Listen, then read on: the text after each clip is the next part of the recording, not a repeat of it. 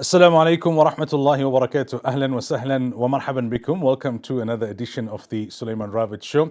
It is a Friday evening. It's wonderful to be in your company once again. Yeah, another week has lapsed. Last week you would have watched the interview that I did with Moulana Ahmad Aku on the aspect of barakah and blessings. It was a recorded program. I was out of the country traveling to London. I had to do a speech and give a talk at a function on Saturday night. But back to sunny South Africa. It wasn't all that sunny on Monday when I touched down. You know, the jacket that I had having worn in London, when I touched down in Johannesburg, it came into good use. But alhamdulillah, it warmed up nicely after that, and it's a beautiful summer's evening, this Friday evening. Let's hope the weather remains nice and warm and as beautiful throughout the weekend, not too hot, but then again, not chilly and cold. Right, now, if there's one thing that everyone is talking about across the globe, it's the coronavirus. You travel, people are talking about it, you listen to the radio, you watch the TV, you read the news, you browse the internet. I think today, I was discussing with one of my colleagues at the radio that for the first time I've seen on news24.com website, there was something like 10 consecutive stories on the front page about the coronavirus. And I don't remember ever seeing any one story that had that many sub-stories, one after the other. There was no other story in between. On the front page of the website at some point this morning, it was coronavirus, coronavirus, coronavirus. Obviously, different angle, different perspective to each story. So that perhaps was a result of the announcement yesterday by the Health Minister, Dr. Zweli Mkhize, that what was being anticipated became a reality. The first case of coronavirus here in South Africa, in KZN, and then all the discussion about the person being quarantined, etc. So it's gripped the world. There's a bit of panic, there's a bit of anxiety and worry. There is concern. We know from the Muslim perspective, it's had a big impact on the whole Umrah situation. Many people booked to go for Umrah during the school holidays. Now they're not sure what's happening. Yesterday I see one of the travel agents association sending out a notice saying they've been told that don't take any bookings until the end of March. Some people are still hoping that maybe in the next week or so, if it opens up, they can still maybe go, even if it's a shortened trip. But then there's another aspect. I was speaking to my good friend Abi Dawji yesterday when I was in Durban, and he was leaving today for a tour, and he said, we one day away from departure, and people are phoning and saying, hey, Abi, there's coronavirus. I don't know, must we still travel? Even if we cancel and we lose, the full amount, but we don't want to get affected. Now, it's the topic of the day, but there's a lot of exaggerations around it. There's quite a bit of fake news also.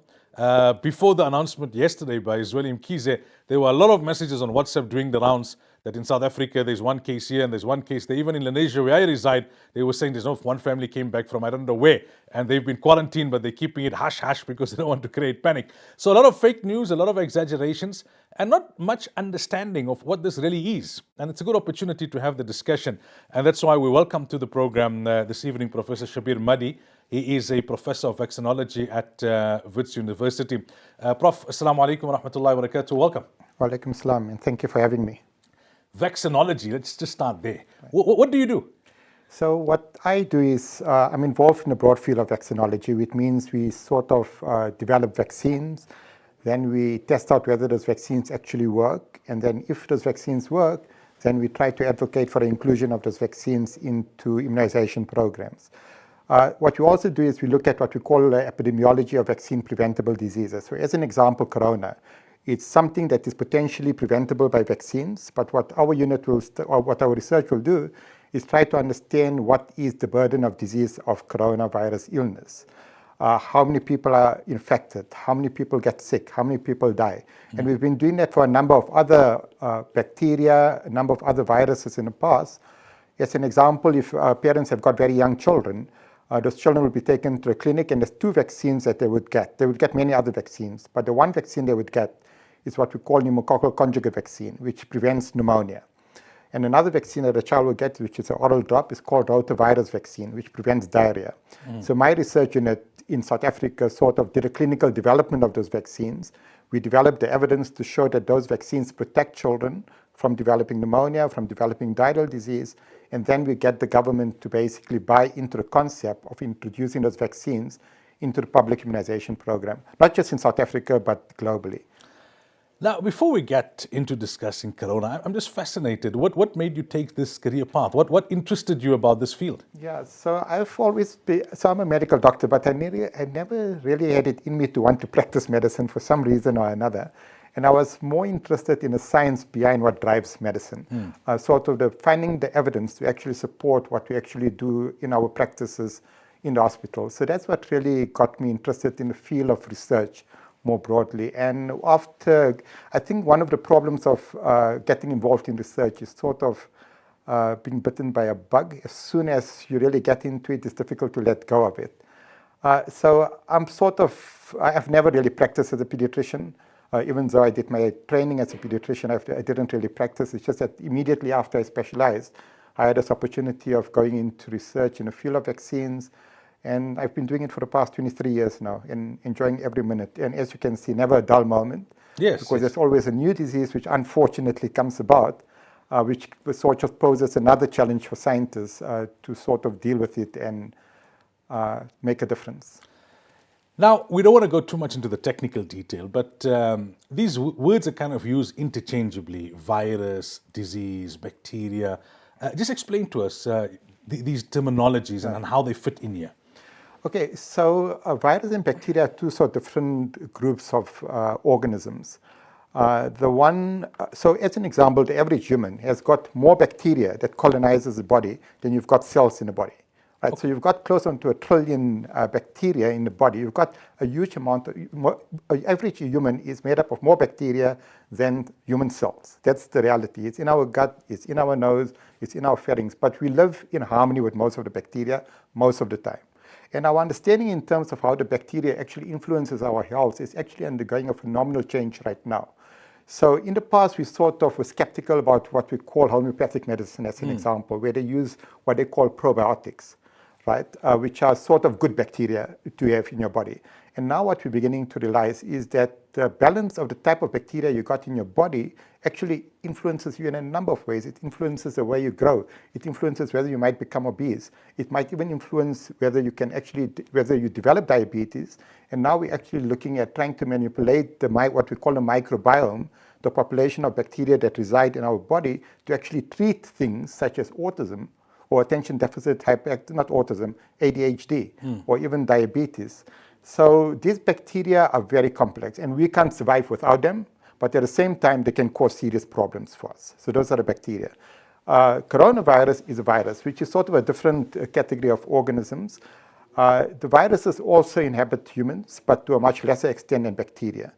And most of the time, the viruses that are of relevance to us are viruses that we're not exposed to all the time, that come, they sort of got a seasonal pattern in terms of the circulation, and we'll probably speak a little about influenza virus as an example, something that comes year on year.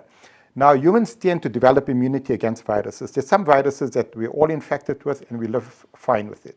So there's a virus, as an example, known as CMV, cytomegalovirus, which people become infected by the age of 5. Everyone becomes infected, or hepatitis virus. So there's a whole lot of different viruses that people can get infected, but it doesn't really cause severe disease. So these are different sort of classes of organisms: bacteria, viruses, and then you've got what we call parasites. So as an example, if you get athlete's foot, it's from a type of a parasite, it's from a type of a microorganism as well. So they're just broad categories of different microorganisms. Now, I've been hearing in the media and been reading about the coronavirus family. Can you unpack that part for us? So there's a whole range of different sort of species of coronavirus. And in the family, there's about 7 different, now with the SARS coronavirus 2, which has emerged now, there's a total of about 7 different coronaviruses that can now infect humans, or that has been found in humans. 4 of those viruses have been in humans for a very long time.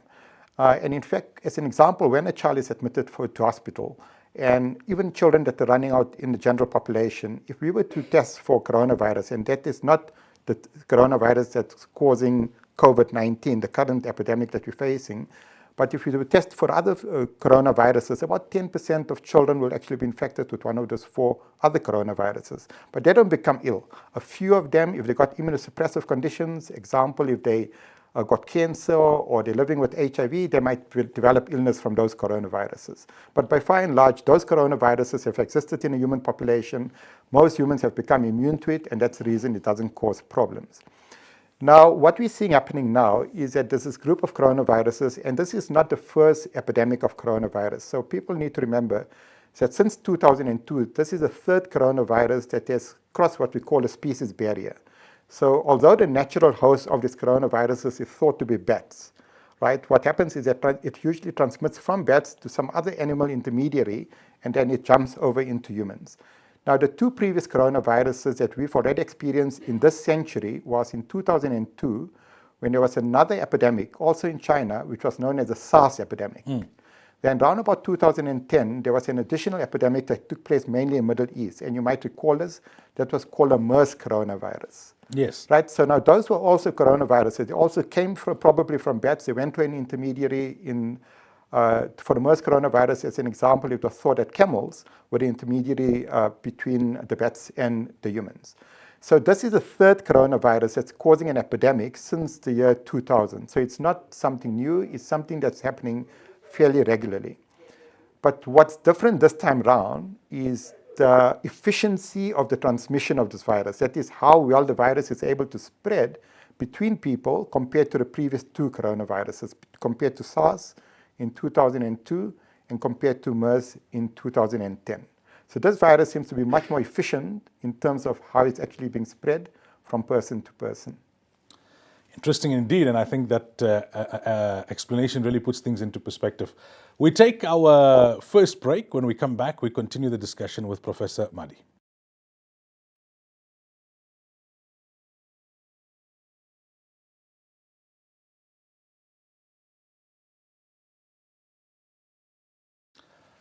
Welcome back. So we're talking about the coronavirus, as people refer to it, and as the media refer to it. It's gripped the attention of people across the globe. There's a lot of discussion, but there's also a lot of misunderstanding and a lot of misinformation.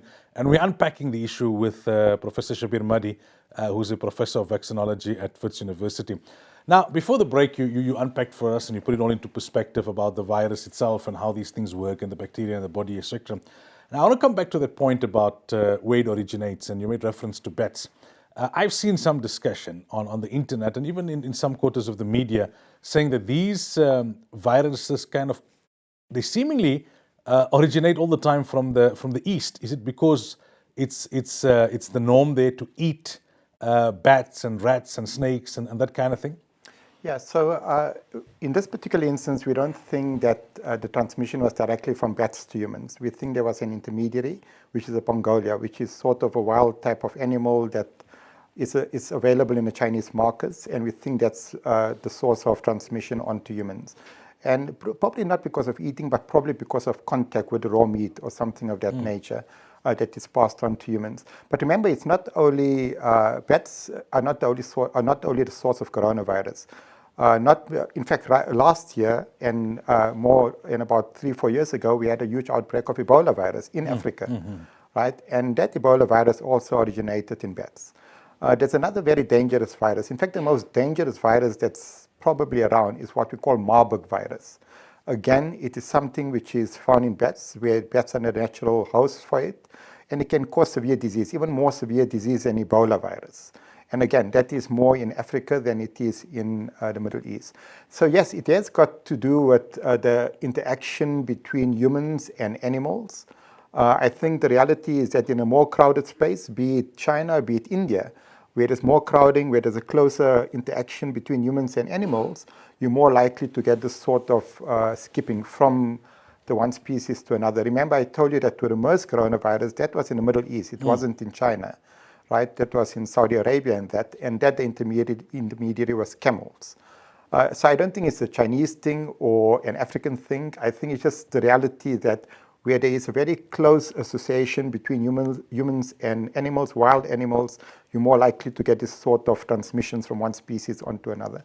Is there a particular reason why bats seem to be the common factor, if I can put it that way? Yeah, so I mean, different sort of different sort of species tend to harbor different sort of viruses and different sort of bacteria without it being harmful to them.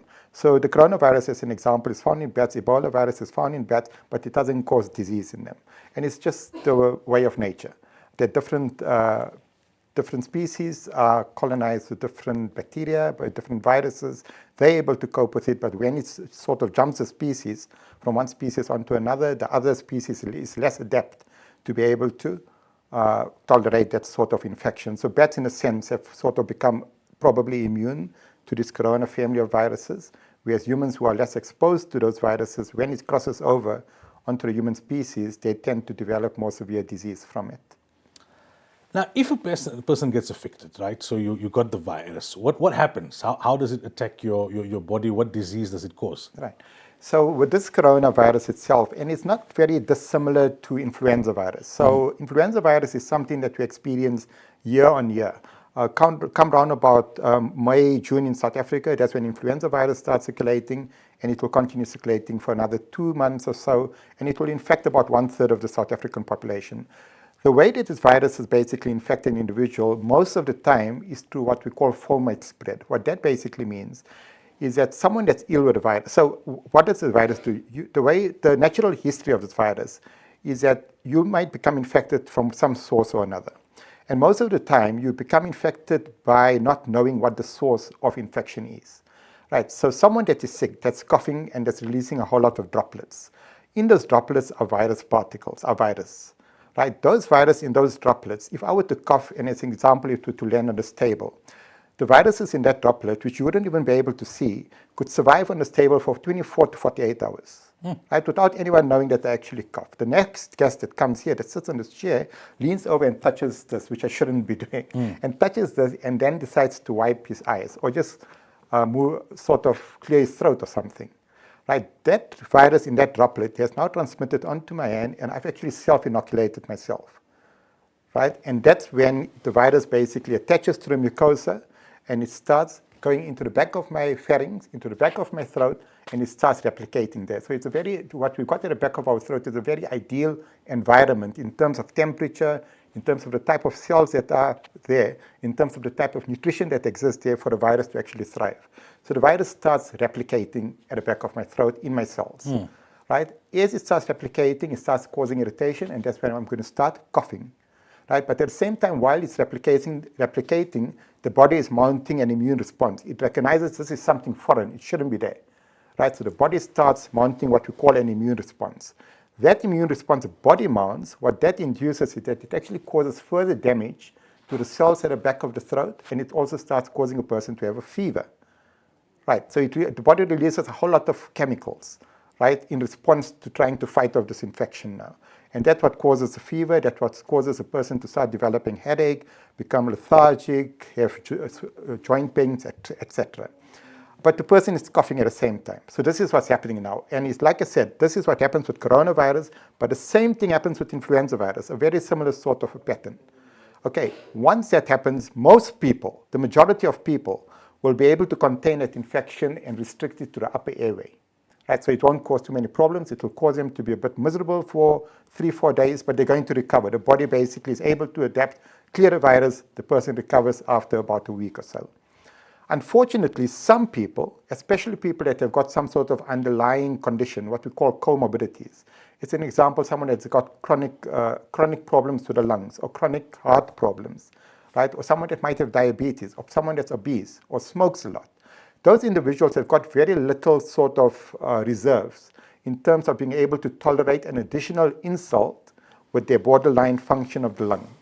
Right, so what happens in those individuals, as an example, is that this virus now goes down into the lung, and it can go into the lung of a healthy person. The healthy person will clear the infection, whereas the person that's got very little lung reserve is going to start developing inflammation in the lung, and that's what we call pneumonia.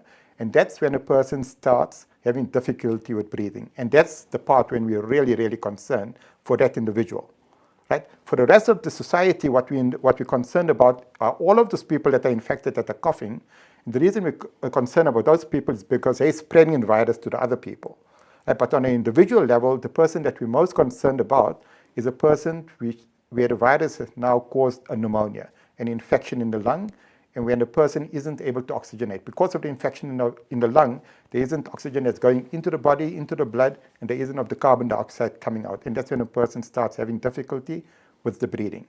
So it's a spectrum of disease. It starts off, you get infected, and for a few days, you wouldn't even know you're infected. You'll be completely well. That's what happened with this one case in South Africa as an example. He came back, he was completely well for 3-4 days. With the coronavirus, a person might be completely well from the time of being infected, right? The person might be completely well for up to 2 weeks, up to 14 days, usually about 5 days. After that, then when the person starts coughing, starts having the runny nose, starts having the headache, starts having the All fever. the flu symptoms, right? The flu symptoms, exactly. It's identical to the flu symptoms. So there's no group of symptoms which distinguishes the coronavirus from the flu virus or many of the other viruses that circulate. And I think that's important. So when people start developing what we call a cold now, they shouldn't run and think that they've got coronavirus, because they're more likely right now to have an infection from another virus that's circulating currently in South Africa, which is known as RSV, respiratory syncytial virus. And in 2 months from now, the most common virus that will circulate in South Africa is influenza virus. And people are going to be having a fever, they're going to be having a cough, they're going to be having headaches and everything else because of this viral infection. But it's very, very unlikely that it's going to be because of coronavirus. Unless things change dramatically in South Africa, it's going to be more likely to be due to the flu virus or the RSV virus. So, would I be correct in saying that there should be more alarm about the infectious nature of the virus than the fatal nature of the virus? It's not that fatal as other viruses. Not that many people are dying. It's more the people who are vulnerable because their lungs are somewhat compromised. Right. So there's something that we call the case fatality risk, which means what percentage of people that get infected go on to die. Okay, so with this coronavirus that currently exists, our estimate is that 1 to 3% of people that become infected and that become ill from the coronavirus will die, 1 to 3%. To put that into context, with the previous SARS virus I talked about, there it was about 10% of people that became infected that died. With the MERS coronavirus in the Middle East, it was roughly about 50% of people that became infected that died. So this is less severe. It causes less severe disease than the other two coronaviruses, right? But it causes more severe disease than influenza virus. So with influenza virus, it's about 0.1% of people that will be admitted with that will have influenza illness that will die, 0.1% compared to 1 to 3% for this. But where the concern arises is, unlike the previous two coronaviruses, which didn't infect more than about 3,000, 4,000 people in total, this coronavirus now has already infected over 100,000 people globally, right? So it's a very early stage of the circulation of this virus, and we don't know what percentage of the population are going to be infected eventually. We're hoping that it sort of starts tapering down. It's already started to come down in China, which is good news. Right, so the number of people that will eventually die is not so much to do just with the case fatality risk. It's also related to the total number of people that become infected. So as an example, you can have a case fatality risk of 10%, but if only 100 people get infected, 10 people are going to die. You can have a case fatality risk of 1%, but if 10,000 people become infected, 1,000 people are going to die. Right, so we just need to put it into context. Now, the reason for much of the concern right now is we really don't fully understand how this epidemic, or what is really a pandemic now, is going to evolve moving forward. Whether we're going to be able to contain it as the Chinese have been able to do, and whether we've got the resources to be able to do that if it were to really establish itself in African settings, and then what percentage of the population are going to become infected. And that's really the big unknown. Had we known, if we could guesstimate or estimate what proportion of the population will become infected before this virus disappears or before we become immune to this virus, we wouldn't have all of this concern. But it's just that unknown in terms of exactly what percentage of the population.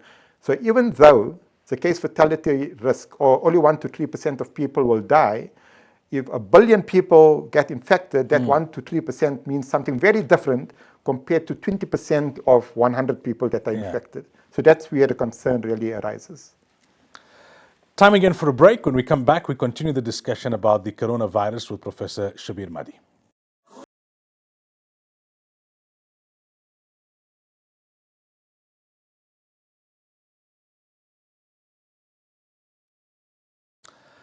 Welcome back. So we're talking about the coronavirus, and in studio with us this evening we have Professor Shabir Madi. He is a professor of vaccinology at Wits University.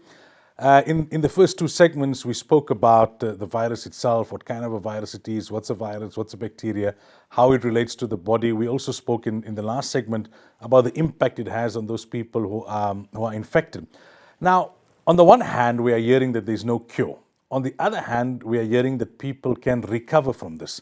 So what does recovery entail? Does it mean that once you are considered recovered, you're no longer showing the symptoms, that it's safe for you to go out in public again, that you won't pass it on, even though you've not been totally cured? So what's recovery then, and what's cure in that context? So we don't have a cure in terms of a pharmaceutical product. So there isn't an antiviral agent that we can give to cure a person or to sort of kill off the virus in the body. So as an example, when you have a bacterial pneumonia, we've got antibiotics. So antibiotics kill off the bacteria. So we don't have antivirals to cure you from the coronavirus.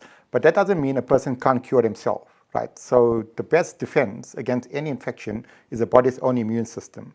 And the immune system eventually is able to get rid of the virus. Through a number of different mechanisms, the immune system eventually gets rid of the virus. And that's how someone recovers. And for most people, when you have a viral infection, that's the way you recover. Whether you get the antibiotics don't work for viruses, right? There's antivirals which work, but not antibiotics. Yet people get antibiotics and think the antibiotics has cured them, but in fact, that's not what has cured them most of the time when they just got a runny nose and a cough. What has cured them is their own immune system, right? It's basically got rid of the virus, and that's what we mean by cure. Now, in the context of coronavirus, what happens is the body mounts an immune response, as we were discussing earlier, and most of the time the body is very successful in terms of curing itself of the virus. It gets rid of the virus. The person stops shedding the virus. So when we call someone cured, what we're referring to is that that person is no longer shedding the virus. The person is no longer infectious, and the reason we know that is we can do a test to find out if the person has still got a virus in the body or not. So it's a test that we can do in the laboratory, obviously. And that's when we consider someone cured. So even though there isn't a therapeutic cure, there isn't an antiviral agent we can give, a person can still cure themselves from the virus. The person is no longer infectious once we can't actually identify the virus in the person's body, in the throat, in the nasopharynx. Once we can't identify the virus, then we consider the person not to be infectious. By that stage, most of the people will no longer have any more symptoms. Some people might still have some residual symptoms, but that's because of the damage that's been caused to the lining in the airways and that, which causes them to have a continued cough, but they might no longer be shedding the virus. But they would still be considered as being cured because they're no longer shedding the virus. When they quarantined, what is it just because they shouldn't be mixing with others and infecting others? What happens when like the patient in KZN now is being quarantined? What program are they put into? What treatment are they given? Okay, so I don't get technical, but there's two different concepts. So there's isolation and quarantine. Okay. What isolation refers to is that someone that's ill, that has got the symptoms, that's shedding the virus, that person needs to be isolated. They need to be kept a certain distance, and they need to be nursed in a certain way to prevent that person infecting others, because we know that this person is infected now, and this person is a risk to other people. So there's a certain type of nursing that needs to take place for that individual, which usually also means that person needs to be kept aside. Quarantine, what that really refers to is that someone that has possibly been exposed to the virus, right? They don't show any symptoms at the moment, but they might have been exposed to the virus. Now, remember we said right at the start that what we call the incubation of this virus, from the time you get infection to the time you start manifesting signs and symptoms, that could be up to 14 days, usually up to 5 days, but up to 14 days. Now, in that interval, that incubation period, we don't know whether that individual has actually got an illness from that virus. We don't know whether the individual is actually infected with the virus. The person might be infected, but the test that we've got might not be sensitive enough to detect that infection at that point in time. So for those people that have come into contact with someone that we know is infectious or likely to be infectious, those individuals, we put them into quarantine. So they're completely well, we don't know whether they're infected or not, but we put them away from the rest of the population, and the reason we're doing that is that in the event that they become symptomatic, we can catch them early on, and we can prevent them from infecting other people unknowingly. So they sort of put under, what quarantine really is they put under strict observation, right? It can be in your house, it can be in a hotel room, it can be on one of your cruise ships. Yeah. You can take your choice. So that's what quarantine really means. It's just an observation period to ensure that someone that might be infected is not actually infected over a period of time when we think by which they should have manifested signs and symptoms. So that is the quarantine part. Now, you mentioned that if you are infected, it could be 5 to 14 days before the symptoms start to manifest. Would these tests that they do at the airports pick it up if you're still in that period where none of the symptoms have become manifest? Yeah, so unfortunately not. So the type of screening they do at the airport is what it's a thermal screen, which they point a sort of gun at you. And all it does is that it really picks up whether you got a fever or not. That's what it's really focused on.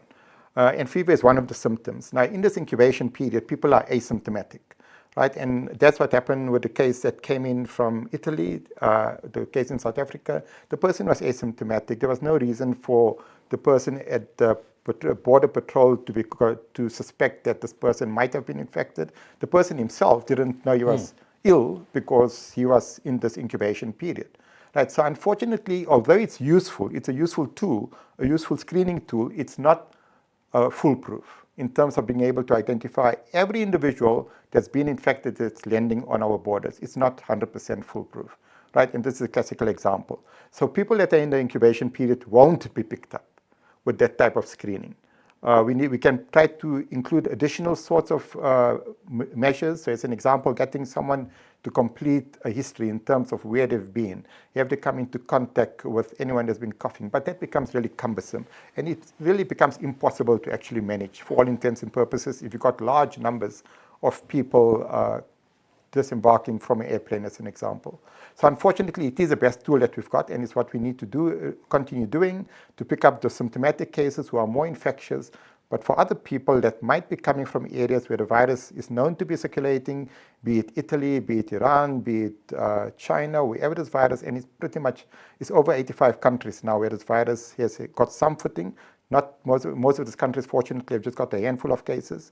But if you've been in an area where there's a possibility that this virus has been circulating, or there's been other people, so you mentioned Umrah as an example. Now that is a classical example. It's a mixing pot of nations and of people. It's a mixing pot, and there's no getting away from it, right? And you've got no idea who the next person is, who the person next to you is when you're making the waf. And that person coughs and sneezes, right? And you're just walking, and without knowing, you're inhaling those droplets, right? And that is the reality, and that's how you're at risk. So when you go for Hajj, they call it the Hajj cough, where these people come back and they have this persistent cough for a few days, for weeks after they come back from Hajj, right? And there's another bacteria which probably causes that. It's called pertussis, right? And that is a bacteria that causes this chronic cough which lasts up to 1999. It's called a 99-day cough, right? And those are the bacteria. So there's been some studies, interesting studies that's been done in people that have attended Hajj from the UK, from France, where they've actually looked at what type of bacteria and viruses they become colonized with during the journey.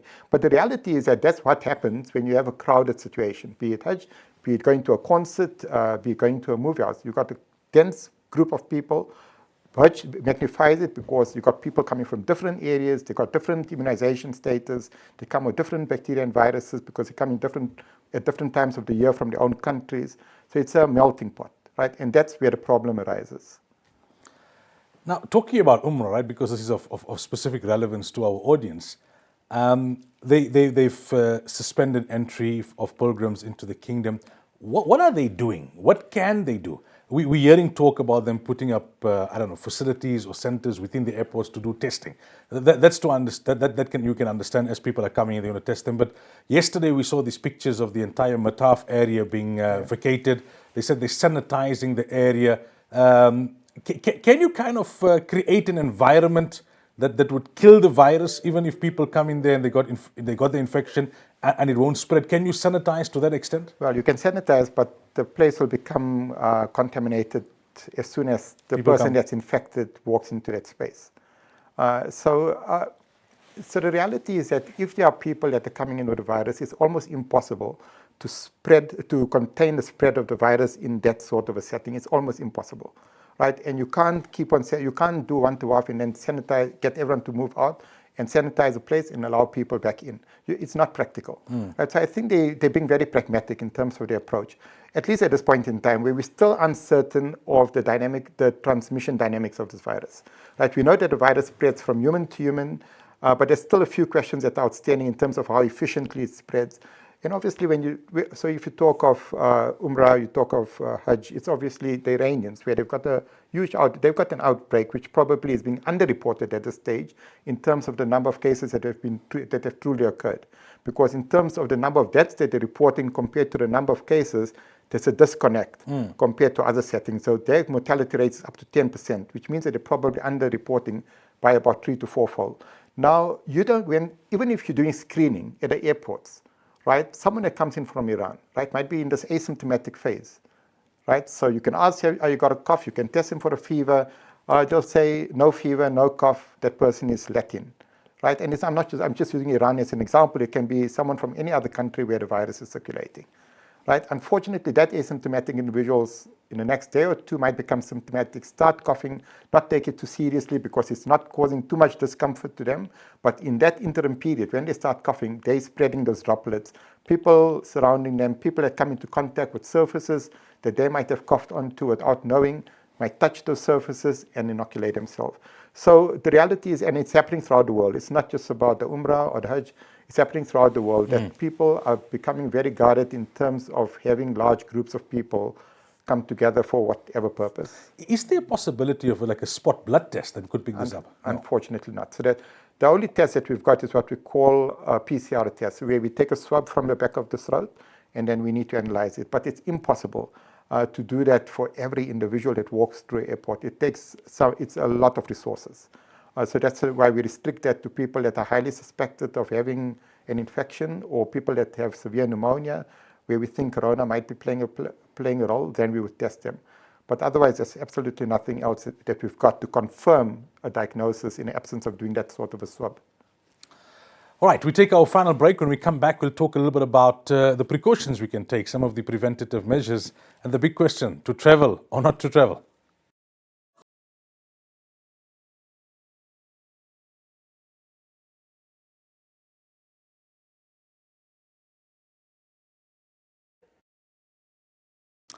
Welcome back. So we've been talking about the coronavirus this evening. Professor Shabir Madhi is in studio with us. He's a professor of vaccinology at Wits University. In the previous segment, you spoke about how if a person is healthy, the immune system itself can cure the body of the virus. Is there an approximate time frame, an average healthy person who is infected, how long before they would fully recover? Okay. So right now, the evidence is it usually takes about 2 weeks for you to stop shedding the virus as well. And that's not very atypical for these respiratory viruses. So what they've reported as an example is of the 100,000 people that have been infected up to now, over 50,000 people have cured themselves, right? And that is based on repeating the swabs to see that they stop shedding the virus. But like I said, of the 100,000 people that have been infected, there's been about 3,500 people that have died, right? So we expect the majority of the rest of them, of those other 97,000 people, pretty much to cure themselves. The body cures, the body is able to defend itself eventually if you've got a good immune system and if you don't have too many other medical problems. So we expect the majority of people, we expect 99% of people eventually to cure themselves. How long does it take? It might be up to an individual, but probably around about 2 to 3 weeks. Now, precautions, preventative measures. We're hearing a lot about washing hands and covering your mouth when you sneeze. These are the basic things that as Muslims we are taught even before you go to madrasa. It's so entrenched in not only in our culture but in our religious teachings. This aspect of hygiene, washing your hands, and that kind of thing. What should we be doing? South Africa, right? Let's say you're a South African who's not traveling, who hasn't traveled. So there's one person who's got it somewhere in KZN. That person has been isolated. Should we be wearing masks, or is that now only when you're going into high-risk areas? Naturally, the hygiene for us as Muslims comes as almost second nature. You're going to wash your hands anyway, coronavirus or not. But how much of emphasis should be put on these measures in our context? In our context right now, we need to put emphasis on these measures, but not because of coronavirus. So the chances of the average South African being infected with coronavirus from this one case is 0%. It's not even 0.001%. It's close on. It's 0%. there's absolutely no risk for the average South African that they're going to get coronavirus of this one case that's in KZN. Even if the person is in KZN, there's very low chance that anyone else is going to get infected in KZN from this one person. Maybe his immediate contacts, the people that he came into contact with when he was symptomatic, before he was diagnosed, and he was sort of coughing and that, and people that were close by to him, they might be at risk. But most of those people have been put under quarantine, so they're under observation. And so it's very unlikely that they're going to be, so we'll wait for 14 days. If they don't have symptoms, it means that they're not sick, so they can go out into the community again. So that's very low risk. Now, what should we be worried about? Should we be wearing face masks? The answer is no. In fact, there's no evidence to show that a face mask is going to protect you against coronavirus or any other virus for that matter. Okay? The people that need to be wearing the face mask are people that are coughing and people that are sneezing, because they are transmitting the droplets, the infected droplets, to the environment, to other people. So the reason why they wear the face mask is to prevent them from contaminating everything else. So if you're coughing and that, not just for coronavirus, probably for other viruses as well, right? It probably would be a good practice to wear a face mask. Right, but we don't do it when we just got an average cough and that, because we've become accustomed to having a cough every winter, so people take it for granted. But that's the role of face mask, is really to prevent the transmission rather than to prevent the acquisition. Like I mentioned at the start, the way that people mostly get infected with this virus is by touching contaminated surfaces, right, and unconsciously infecting themselves by wiping their eyes, by wiping their nose, by taking something to eat without washing their hands, and putting it in the mouth. So there's something here, you touch it, you take your sandwich then, and you put it into your mouth. Right? That sandwich, you basically move the droplets that are infected onto the sandwich, and now you put it into your mouth, the virus is going to get to the back of your throat. Right? So the most important, you correctly stated, the most important intervention, the number one intervention, which also WHO says is the most important intervention, a practice that people need to assume to protect themselves, is hand washing. Right? Or using sanitizers, hand rubs, sanitizing hand rubs. You need to do that. And it's not just doing it now and then. It almost should become a habit of people, right? That before you do anything, you wash your hands. You touch a surface. Before you go and fiddle with yourself, you wash your hands. Right? Before you eat, you wash your hands. Like you said, fundamental things we've been taught since we were children. Right? And that is the most important way that people can protect themselves. The other way that people protect themselves, and not just for coronavirus, but for other influenza virus, is that if there are people that are coughing, right, try to avoid them. Try to avoid being close to them. Or ask them, or you need to keep some level of distance. Now, in the current context, the most important thing, like I said, hand washing. The second most important thing, if you ask me, for people to protect themselves right now, is for them to get an influenza vaccine. So in this year alone in South Africa, there's between 4,000 and 10,000 people that are going to die from a viral infection. That's not coronavirus, it's influenza virus. 4,000 to 10,000 people. And the people that are going to die from influenza virus this year are, again, people that are over the age of 50, people that have got heart conditions, that have got lung conditions, smokers. They're at high risk of dying of influenza. 1/3, roughly about 20 million of South Africans are going to be infected with influenza virus this year. Right? About 5% of them will develop severe illness from influenza. They'll have fever, headache, joint pains, etc. And then of that 5%, 0.1% are going to die. Right? That comes up to between 4,000 and 10,000 people each year. There's a vaccine for this. Right? People don't use the vaccine. Right? And we don't know what happens. So with the way the epidemic with coronavirus is coming, it might be that if there are more cases in South Africa, it's going to coincide when influenza virus comes in the middle of the winter. Those two viruses together, being infected at the same time, could result in even more severe disease. So do yourself a favor, go out to, at the end of the month, the flu vaccine becomes available, go out and get a flu vaccine, especially if you're in that high-risk groups. Right? People that have this, our aunties, our uncles, our grandparents, right? Those are the prime people, right? People that got lung diseases, heart diseases. Those are the prime candidates to develop severe flu disease. They need to be infected. For coronavirus, hand washing is the most important. You touch a surface, be guarded. So when you touch a surface, sometimes you'll just be tired and yawn and wipe your face for no reason. That is a potential source, especially if you're in public places, right? You don't know who's been there, you don't know who's been coughing in those surfaces, and you're going to be at risk. Lastly, and very quickly, people who want to travel. Some places you can't travel if even you want to, like Umrah. other places, if it's not a high-risk area, so if it's not your China, your Italy, your Iran, what would your recommendation be? Some people have booked well in advance. Some people's businesses require for them to travel. What should they do? Look, at this stage, I don't think there's any reason not to travel. But I think when you're traveling, you need to avoid crowded spaces, and you need to keep to the basics, right? You need to be obsessive about hand washing so that you prevent yourself from being infected. If you come across someone that's coughing, or you hear someone coughing, or you end up being with a passenger that's sitting next to you that's coughing, right? I think you've got a right at this point in time to ask them or to ask the airline to provide them a mask, right? Because like I said, the important thing is not you putting a mask on, is them coughing and contaminating the surface, the environment, and that's how you're going to get infected. So you just be sensitive about who's around you, and it doesn't have to be a Chinese or an Italian. This virus can be with anyone.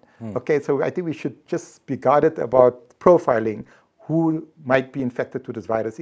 Anyone can be infected with this virus. Right? So if you come across someone that's coughing, try to keep a distance. A safe distance to be kept from someone that's coughing is roughly about 2 meters. And that would probably avoid that person infecting you directly, where their droplets actually infect you directly by entering into your eyes, into your nose, into your throat, 0.5 meter to up to 2 meters. Professor Shabir Madi, thank you so much for your time. We really appreciate it. It's a pleasure. Assalamu alaikum wa rahmatullahi. Walaikum salam. All right, viewers, I think that discussion with Professor really unpacked it for us, gave us clarity on many issues, put things into perspective. I want to conclude with one point, and I mentioned this in my Jummah talk this afternoon, where I spoke about the coronavirus as well. That remember, in the end, the Quran says, ذَلِكُمُ اللَّهُ رَبُّكُمْ خَالِقُ كُلِّ شَيْءٍ. Allah is the creator of everything, including bacteria and viruses and disease. Allah is not only the creator of those things which we can see, touch and feel, or those things which we classify as living beings. Everything in existence is the creation of Allah. So everything is in the control of Allah. And whether you're infected or affected or not, whether there's one case in South Africa or not, indirectly we are all suffering the consequences of it. Travel is becoming restricted. The impact on the economy, that's a whole different discussion. So it affects all of us. And if it affects people in another part of the world, and even if it doesn't affect you, they are still the creation of Allah. So it's the time to be turning to Allah with tawbah and istighfar, making a lot of dua, taking all of these precautions, and seeing what role we can play to make it a bit easier. Until next week, inshallah. Fi amanillah. Assalamu alaikum wa rahmatullahi wa barakatuh.